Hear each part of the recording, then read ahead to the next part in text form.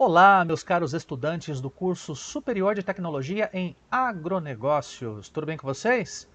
Espero que sim. Quem está falando com vocês é, aqui, professor Tiago Ribeiro da Costa. Sejam todos muito bem-vindos à nossa segunda aula da nossa disciplina de Logística aplicada ao agronegócio.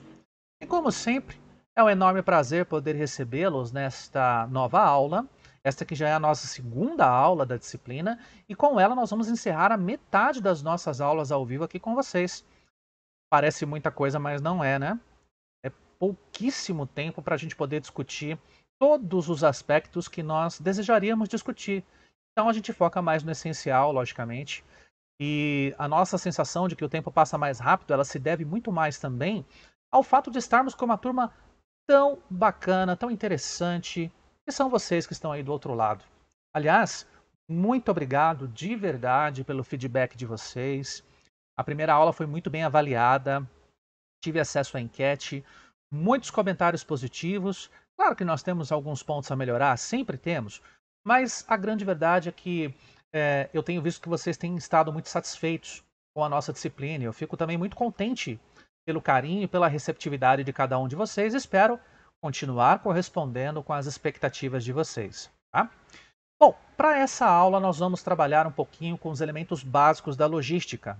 Na primeira aula nós trabalhamos com os indicadores logísticos, apresentamos vários indicadores, as suas categorias, e de que maneira nós podemos utilizar tais indicadores no nosso cotidiano, na nossa vida profissional como gestores em agronegócio. E nessa aula nós vamos caracterizar um pouco mais os elementos básicos, focando na questão da cadeia produtiva e também focando na logística reversa, que vai ser um tema que nós vamos desenvolver mais para o final dessa aula. Como nós já estamos na segunda aula, então eu tenho um parecer mais preciso para repassar para vocês sobre os nossos convidados.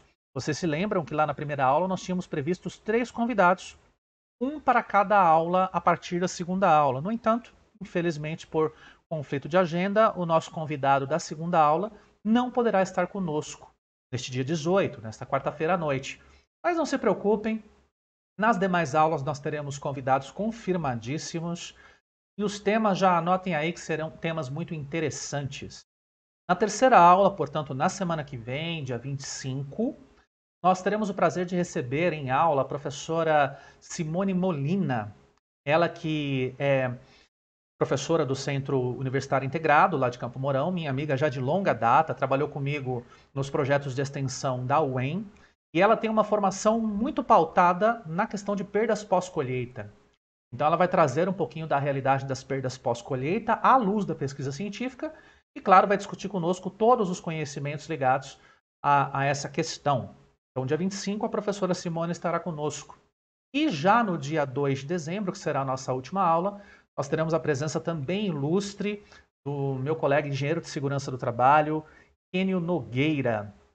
Ele que trabalhou no Porto de Paranaguá, na parte de produtos químicos, combustíveis e cargas perigosas, e ele vai trazer para nós todo um panorama sobre o que é o Porto de Paranaguá, o que é o setor de líquidos inflamáveis e explosivos, só para a gente ter uma ideia dos parâmetros de segurança que são aplicados em um porto. Então nós vamos fazer-lhes entender tais princípios e fazer-lhes entender também que vocês são responsáveis técnicos por essa área, vocês podem atuar nessa área. E também nós vamos falar um pouquinho sobre a cadeia produtiva do etanol, uma das mais importantes, e está logicamente ligada a essa questão dos portos. Então esses dois convidados estão confirmadíssimos e com certeza abrilhantarão aqui as nossas aulas, tá? E a gente também vai trabalhando as nossas inserções, o nosso debate junto com esses convidados. Espero que vocês participem, serão aulas bastante interessantes, assim como esta, apesar de nós não termos um convidado, mas nós faremos de tudo para trabalhar com vocês os melhores assuntos para a sua formação. Bom, sem mais delongas então, vamos à frente, vamos posicionar aqui o nosso slide. Nós estamos, portanto, na nossa aula ao vivo número 2. E nesta aula ao vivo número 2, nós trabalharemos com a temática elementos básicos da logística. Meus caros, vamos aqui apresentar para vocês algumas informações básicas. Eu vou deixar em tela cheia para que fique mais claro na tela de vocês. Tá? Se você estiver enxergando a letra pequenininha, você tem duas opções.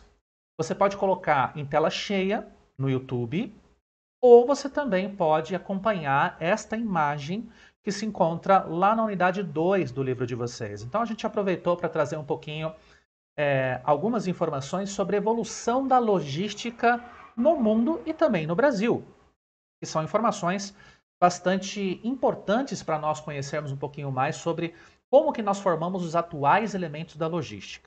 Bem? Então, nós temos aqui na primeira parte da imagem, nós temos a primeira etapa do que foi o desenvolvimento dos conhecimentos logísticos, do início do século XX até os anos 1940, um pouquinho antes, portanto, da Segunda Guerra Mundial.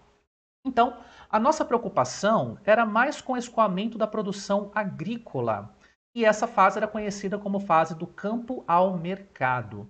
Era uma fase sem maiores preocupações, eu diria para vocês, com relação à satisfação do cliente, com relação aos modais que eram utilizados. Basicamente, se tratava de uma cadeia simples, de caráter linear, onde nós tínhamos, por preocupação, atendimento das demandas dos consumidores, algo que ficou cada vez mais claro com o passar dos anos. Perfeito? Se nós observarmos agora a segunda etapa, de 1940 ao início da década de 60, nós temos a influência militar, a influência bélica na formação dos conceitos logísticos, mais no conceito de estratégia. Então, até 1940 nós não tínhamos nenhum tipo de estratégia que fosse ligada à logística em si.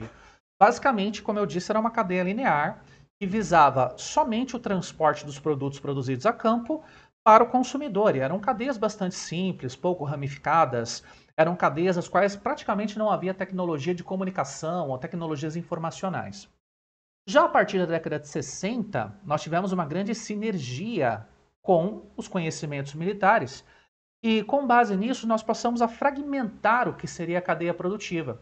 Então, nós já pensávamos estrategicamente no armazenamento dos produtos, na distribuição dos produtos, por isso que nós chamamos essa era de funções fragmentadas. Já entre 1960 e 1970, estes fragmentos começaram a se juntar e a estratégia sobre as cadeias logísticas ela foi desenvolvida com base na cadeia como um todo. Então, é um novo enfoque sobre a cadeia produtiva como um todo, só que compreendendo os seus diversos fragmentos. Era diferente, portanto, da década de 1940, onde nós enxergávamos a cadeia produtiva como um todo, como um único bloco, sem maiores aprofundamentos técnicos. Na medida em que nós avançamos para os dias atuais, de 1970 a 1980, nós tivemos um enfoque no cliente. E de 1980 até os dias atuais, nós temos a logística como um elemento diferenciador. Não perdemos o foco no cliente. Aliás, nunca nós vamos perder o foco no cliente. Anotem aí, isso é importante. Nunca a logística perde o foco do cliente. Então, nós devemos entender as suas perspectivas, seus anseios, as suas necessidades, para que nós possamos atendê-las com eficiência e eficácia. Desde então da década de 80 que nós temos esse enfoque mais pronunciado. E quem tem a melhor logística, logicamente que sai à frente a outros competidores, né, frente a outras agroindústrias ou até mesmo agricultores que não focam seus trabalhos no desenvolvimento de um sistema logístico integrado e com uma base informacional bastante pronunciada. Tá? Isso é importante de colocar para vocês. Bom, levando-se isso em conta, nós colocamos aqui neste quadro um comparativo de matrizes de transporte em diversas regiões. Logicamente que esse material ele é atualizado com a base de dados de 2012, mas eu vou atualizar para vocês aqui em fala quais são os dados aproximados que nós temos hoje. Né? Na verdade, a moral deste quadro, a ideia deste quadro, é ilustrar para vocês que o Brasil ele ainda investe de uma maneira muito pronunciada no modal rodoviário. Algo que nos últimos anos nós temos percebido como algo não muito visto. Parece que finalmente os governos federais, gestão a gestão, estão observando outras matrizes de transporte, outros modais de transporte. Bom, basicamente, a matriz de transportes brasileira, e quando a gente fala em matriz de transportes, compreendam o agrupamento dos modais e a proporção de uso dos modais que um país utiliza. Então, no caso brasileiro, nós tínhamos uma matriz plenamente ferroviária, isso até meados da década de 1950. Ocorre que houve todo um desenvolvimento tecnológico que focou no desenvolvimento do setor automobilístico a partir do comecinho da década de 1950. Porque compreendia-se que os automóveis eram a vertente tecnológica a qual nós deveríamos investir para nos tornarmos um país tecnificado, para nos tornarmos um país mais avançado do ponto de vista científico, inclusive, e também para darmos mais comodidade, mais celeridade ao transporte das pessoas, tanto do ponto de vista coletivo quanto do ponto de vista individual. Então, houve uma evolução da matriz de transportes no sentido de priorizarmos o modal rodoviário. Nós sabemos que o modal rodoviário ele tem as suas vantagens. Nós temos uma diversidade de veículos com uma diversidade de cargas também, uma diversidade de capacidades. Desde os veículos menores, os pequenos caminhões que fazem um trecho mais urbano e distribuem as suas cargas, por exemplo, para um mercado, para um açougue, para uma mercearia, como também nós temos caminhões de grande porte, os bitrens, que inclusive fazem o transporte das cargas agrícolas para os entrepostos ou, eventualmente, do campo até o porto. Que é o que acontece muito, especialmente quando nós temos as distâncias entre o campo e o porto, que sejam distâncias por volta de 500 quilômetros, 600 quilômetros.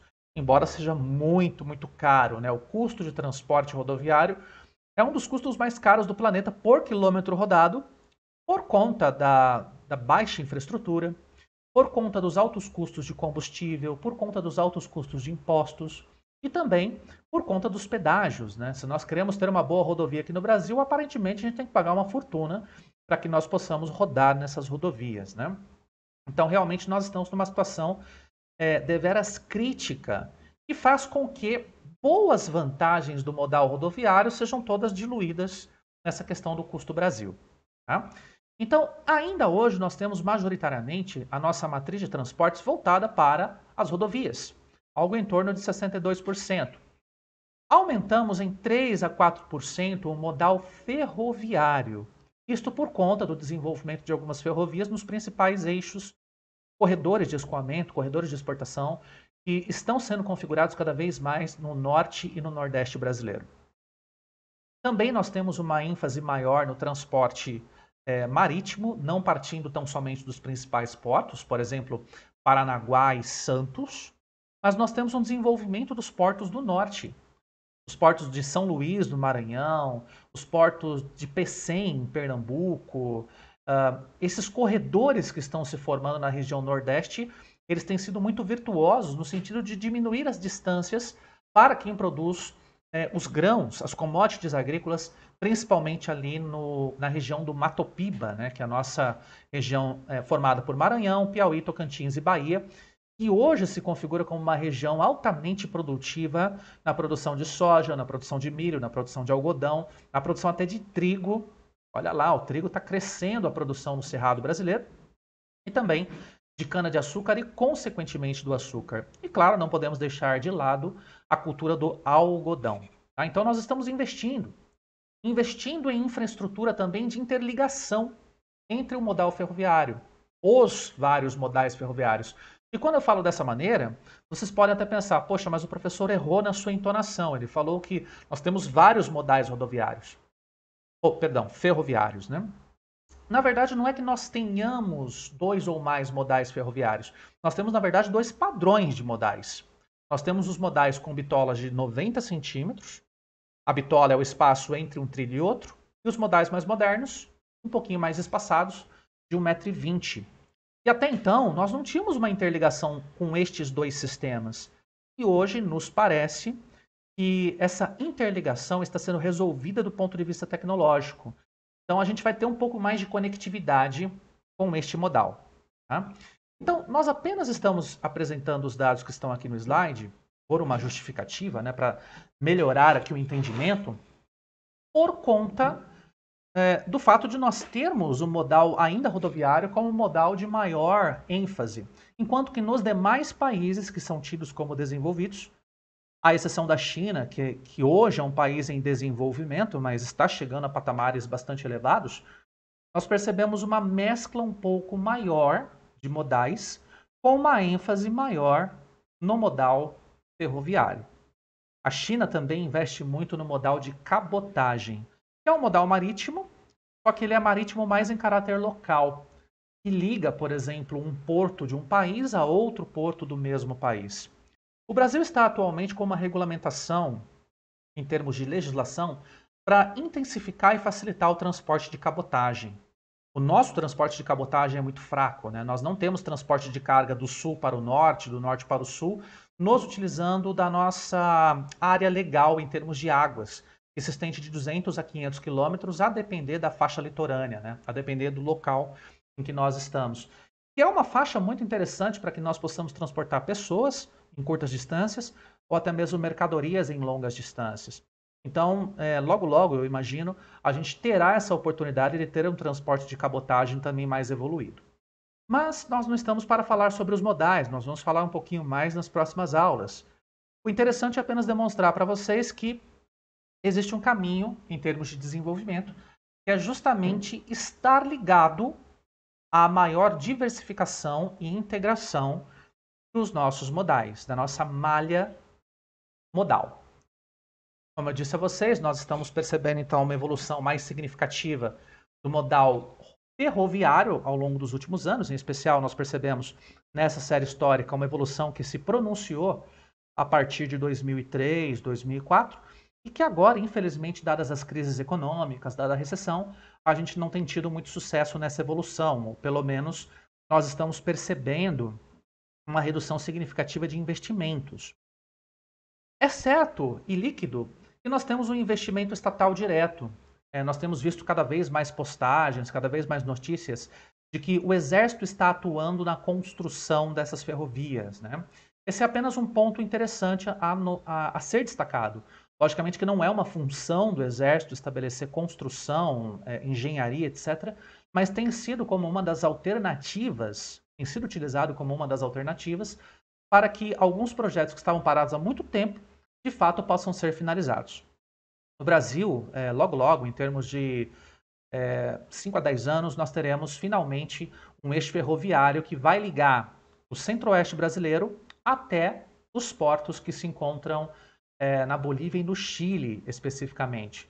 Que são portos que vão nos dar conectividade ao Oceano Pacífico, sem passarmos necessariamente pelo Canal do Panamá, e assim nós poderemos transportar as nossas cargas pelo Oceano Pacífico rumo aos nossos principais consumidores da Ásia, né? Então, muito disso se deve à intensificação da utilização das forças do Exército, da engenharia do Exército, para a construção de ramais que estavam parados há muito tempo para aumentarmos a conectividade da nossa logística, tá certo? Vamos dar continuidade então?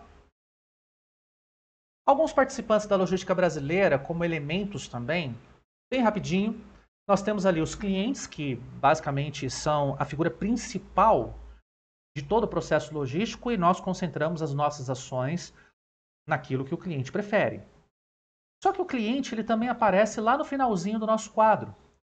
O cliente é a figura do processo logístico que recebe o produto ou serviço nas especificações e requisitos que gerou o fluxo do sistema. Então, o cliente ele pode participar de maneira multidimensional. Nós não devemos nos esquecer que o cliente ele pode ser, muito provavelmente, a ponta final da nossa cadeia produtiva, ou ele pode estar participando também de outros níveis de consumo, que é o que a gente chama de clientes de primeira ordem, clientes de segunda ordem. Tá? Embora não seja o consumidor final, eles também se configuram como clientes. Por exemplo, se eu tenho uma rede atacadista que compra óleo de soja de uma cooperativa, essa cooperativa, no nosso entendimento, vai ser a nossa empresa focal. Ela produz o óleo de soja processado, embalado, e o atacadista ele recebe este óleo para distribuir entre as suas lojas. O atacadista em si seria o cliente de primeira ordem. Ele está sentindo jusante da nossa cadeia produtiva, ou o que nós chamamos, no termo em inglês, downstream. Depois do atacadista, nós temos o varejista, e depois do varejista, logicamente, o consumidor final. Então, o varejista seria o nosso cliente de segunda ordem, enquanto que o consumidor final poderia ser o cliente de terceira ordem, nessa cadeia hipotética que nós estamos aqui criando. Tá? Então, nós temos clientes participando em uma série de vertentes dentro das cadeias produtivas. Mas, além disso, nós temos, por exemplo, a área comercial, a área administrativa, o mercado, os fornecedores e os transportadores.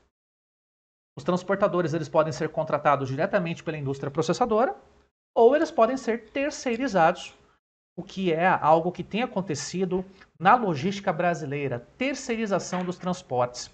Aliás, isso tem sido bastante importante no sentido de reduzirmos os custos. Claro que nós vamos procurar uma transportadora que tenha qualidade no processo, mas ao mesmo tempo, nós estamos procurando aquela que tenha a melhor qualidade e o menor custo, portanto, o melhor custo-benefício para as ações dentro de uma cadeia logística.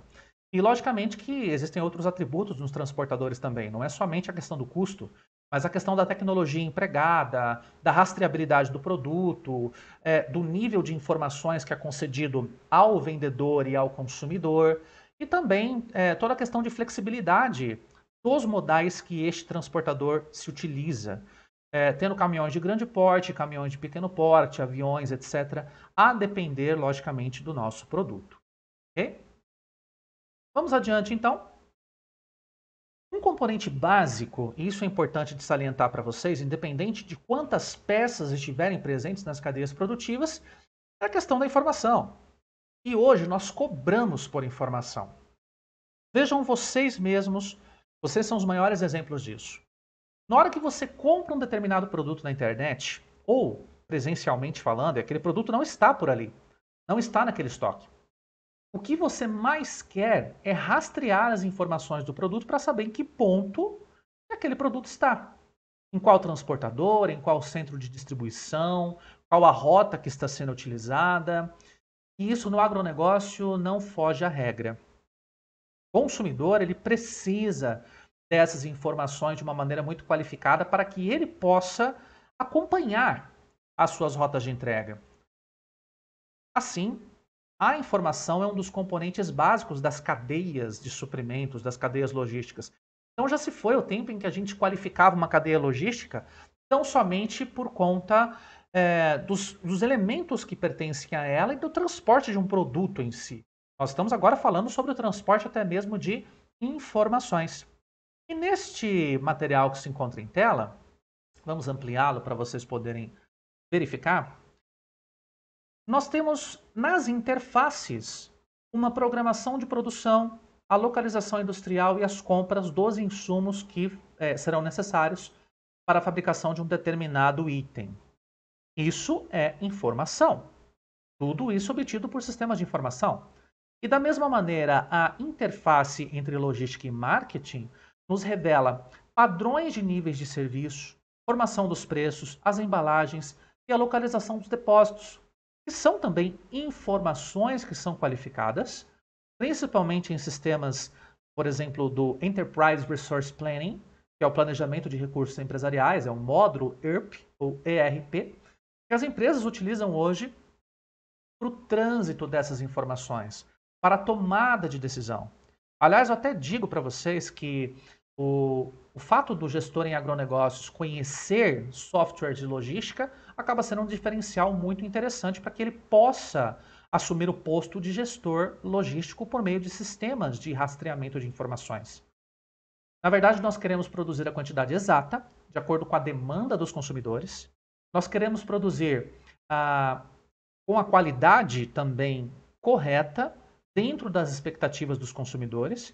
E também nós queremos fornecer o máximo de informações possíveis por meio das estratégias da própria logística. Por isso até que eu chamo novamente a atenção para o mapa que nós estamos fazendo. Vocês vão criar um QR Code. Vocês vão criar um rótulo para sucos de laranja que são produzidos por um agricultor familiar e ele está vendendo esses sucos de laranja numa feira. Então, basicamente, a cadeia de suprimentos dele já está configurada.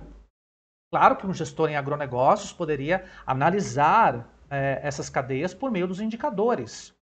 Mas, muito além dessa questão da gestão da cadeia física, nós devemos também gerenciar uma cadeia virtual de informações, para que o consumidor tenha a certeza absoluta que ele está comprando o melhor suco de laranja. Então aqui nós estamos falando como um elemento básico, mas fundamental, que é o elemento informacional, ou o elemento de informação. Apenas caracterizando para vocês, rapidamente, a cadeia de suprimentos, nós falamos já do sentido jusante da empresa focal. A empresa focal é o centro das nossas análises numa cadeia logística, enquanto que aqueles que se encontram abaixo dessa empresa focal são os chamados elos da jusante, ou elos de downstream. Cliente de primeira camada, cliente de segunda camada, eles se relacionam de maneiras mais próximas e mais distantes à empresa focal, respectivamente. Agora, aqueles que estão acima da empresa focal, como fornecedores, eles são conhecidos por upstream ou empresas a montante, ou elos a montante.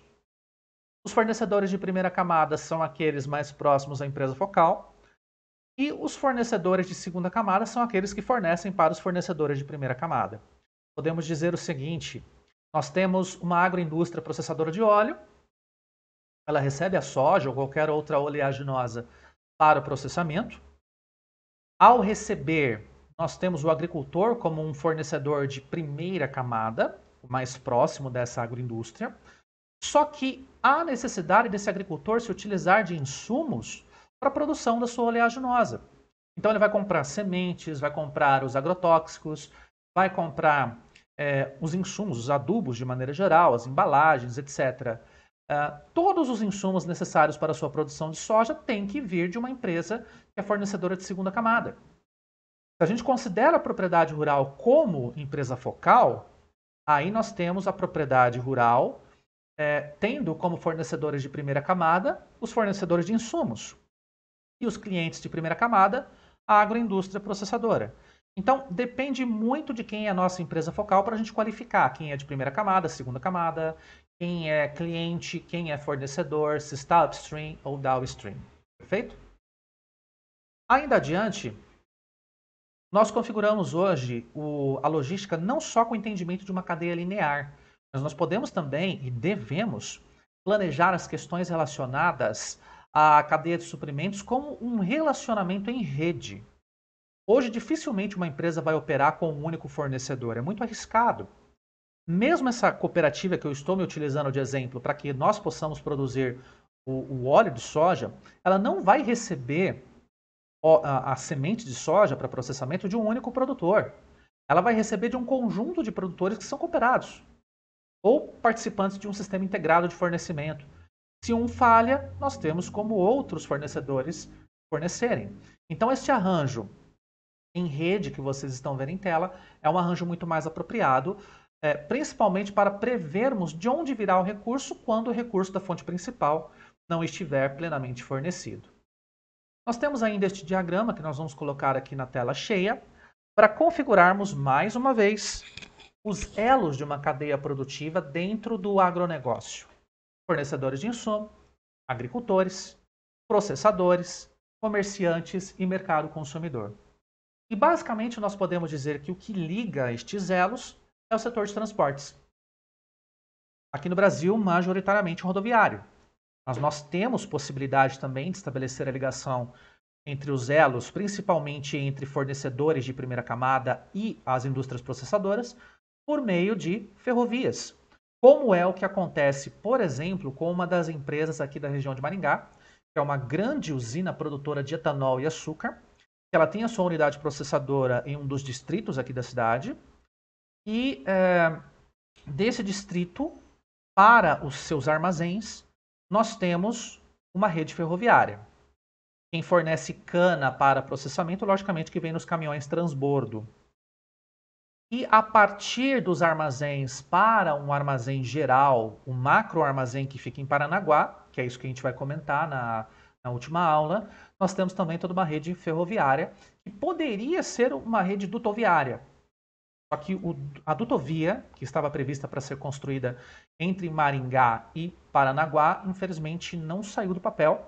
E nós hoje ainda conduzimos essa produção de açúcar ou de etanol com base em trens, que é um método mais econômico para transporte dessas cargas. Mas, de maneira geral, o segmento de transportes é o elo que liga todos os demais elos da cadeia produtiva. Também há necessidade de nós falarmos para vocês sobre o que a gente chama de ambiente institucional e o ambiente organizacional. Tá? Quando nós temos uma cadeia produtiva configurada, ela se insere em um meio geopolítico, em um meio também legal. Então, as leis, as normas, as resoluções, os padrões de comercialização, instruções normativas, elas é que vão dizer de que maneira que o transporte vai acontecer, de que maneira que a logística vai acontecer. Então, por exemplo, se nós estivermos transportando uma carga animal, nós sabemos que nós devemos ter a guia de transporte de produtos animais, porque essa faz parte, essa requisição ou esse requisito faz parte de um sistema de transportes e de um sistema de inspeção de produtos de origem animal. Isso é uma obrigação que os produtores precisam cumprir. Da mesma maneira, há um ambiente organizacional. Não somente os órgãos do governo fazendo essa fiscalização, né, essa criação de regulamentos, mas também existem outros entes que estabelecem o seu auxílio e a sua contribuição. Há exemplo de instituições de crédito, empresas de pesquisa, agências credenciadoras. E também há uma questão que é muito importante, que já se qualifica dentro da temática logística reversa, embora não seja propriamente uma logística reversa de produto, mas é uma logística reversa de informações. Vocês estão vendo que da esquerda para a direita nós temos o fluxo de mercadorias. Podemos ter também o fluxo de informações. Da direita para a esquerda, nós temos aqui o fluxo de capital. Vocês estão vendo aqui na vertente direita, indo do mercado consumidor até os agricultores, fornecedores de insumos, se distribuindo de maneira proporcional ao nível de investimento que é feito para a transformação do produto. Quem transforma mais, adquire mais lucro. Quem transforma menos, quem tem menos valor agregado no produto, adquire menos lucro. Mas essa ideia do fluxo de capital e do fluxo de informações reversas também faz parte da logística reversa. Porém, essa temática da logística reversa, meus amigos, que é uma temática, digamos, um pouquinho mais longa, eu só vou posicionar aqui no slide para vocês terem uma noção. Isso a gente vai discutir ao vivo com vocês, tá certo? O que é a logística reversa, quais são os seus pontos, quais são as suas estratégias. O conceito de logística reversa, de certa maneira, é novo. Se importar com aquilo que o consumidor deseja vem desde a década de 80, como a gente sabe. Aliás, desde a década de 70. No entanto, materializar isso com indicadores, materializar isso com ações, até mesmo ações ligadas à sustentabilidade, já é algo mais recente que tem forte intervenção das agendas de sustentabilidade. E a logística faz todo o conjunto de ações para que nós possamos ter os menores impactos ambientais possíveis das cadeias de suprimentos. Só que essa é uma temática que a gente vai guardar para discutir com vocês ao vivo, tá certo? Deste modo, espero que vocês tenham gostado, espero que vocês tenham compreendido os aspectos ligados aos elementos da logística, cadeias produtivas, a evolução da logística, a evolução da nossa malha modal, e já estejam aí com a pulguinha atrás da orelha, hein? Para a gente compreender um pouquinho mais sobre essa logística reversa agora na quarta-feira, a partir das 8h30 da noite, tá bom? E sendo assim, pessoal, muito obrigado pela atenção de vocês, foi ótimo ter estado com vocês aqui nesta aula gravada, espero que vocês tenham gostado, e se vocês tiverem dúvidas, por favor, encaminhe ao seu mediador para que nós possamos trocar figurinhas, para que eu possa responder ao máximo as dúvidas de vocês, beleza? Forte abraço e ó, tô te aguardando na aula, hein? Aparece lá que a gente vai fazer um bom debate. Tchau, tchau, gente. Se cuidem.